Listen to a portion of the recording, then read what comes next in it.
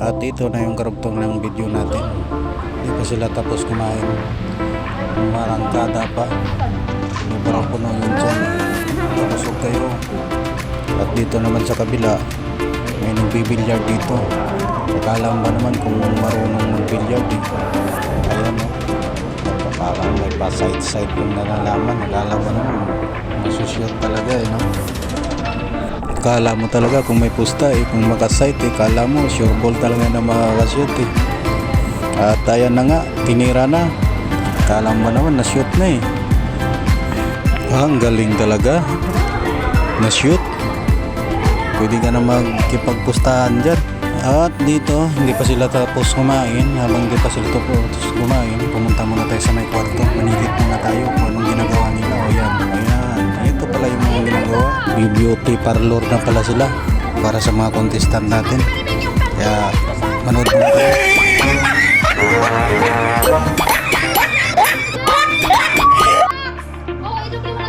Ano, kaya ba yun?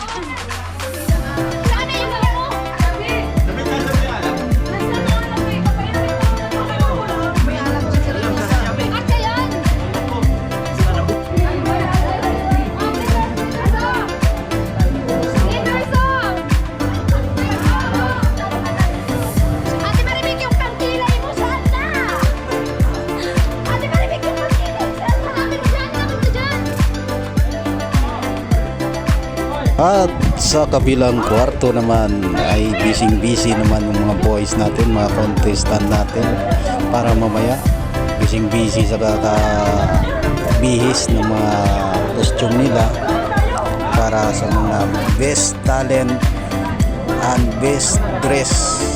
Tama ba yun? Hindi ko alam. Best costume pala. Yun pala, nakalimutan ko. Best costume kasi may bayad din yun pag nanalo ng best costume.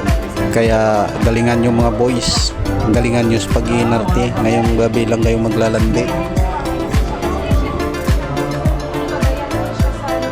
At pati yung pinakabata dito sumali pa, hindi na binigyan yung mga matatanda. Sumali pa talaga yung pinakabata sa kanila.